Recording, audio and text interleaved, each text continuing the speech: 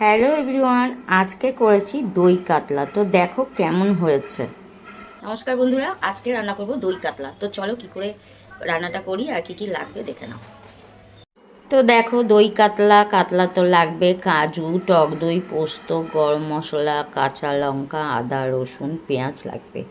আর এই যে দেখো সব রান্না কিন্তু রেডি হয়ে গেছে। আজকে করেছি দই কাতলা আর ঢেঁড়স ভাজা, রুটি, ভাত তো আছেই। আর বেশি কিছু করতে পারিনি। রুটিগুলোও দেখো কত সুন্দর হয়েছে। হ্যাঁ, একটু শসা কেটে নিয়েছি। তো চলো এবার রান্নাটা কি করে করি তোমাদের দেখিয়ে দিই। আমি কিন্তু খুব সহজভাবেই রান্নাটা করেছি। তো প্রথমে এই যে মাছে একটু নুন আর লেবুর রস মাখিয়ে নিচ্ছি। আর এর মধ্যে কিন্তু আমি হলুদ দেব না, তোমরা চাইলে হলুদ ব্যবহার করতে পারো।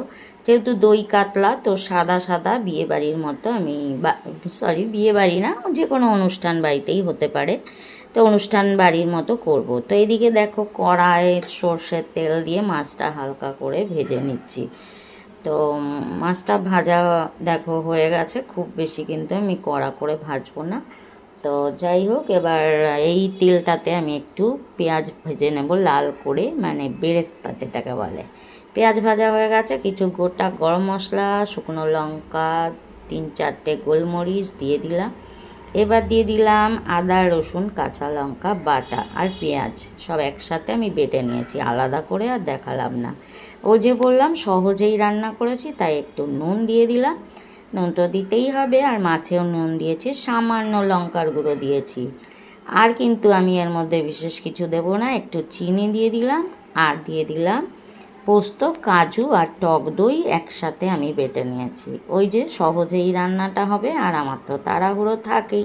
তো এই দেখো মশলা কষা হয়ে গেছে, মাছগুলো দিয়ে দিচ্ছি। তো কিছুক্ষণ ফোটাবো এই দইয়ের মধ্যে।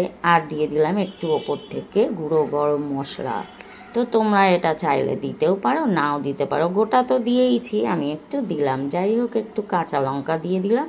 আর ওপর থেকে ওই যে বললাম পেঁয়াজ ভাজা ওই যে বেরেস্তা একটু দিয়ে দিয়েছি। দই কাতলা কিন্তু একদম রেডি। তো দেখো কেমন হয়েছে। ভিডিও ভালো লাগলে লাইক কমেন্ট করো, পাশে থেকো। টাটা।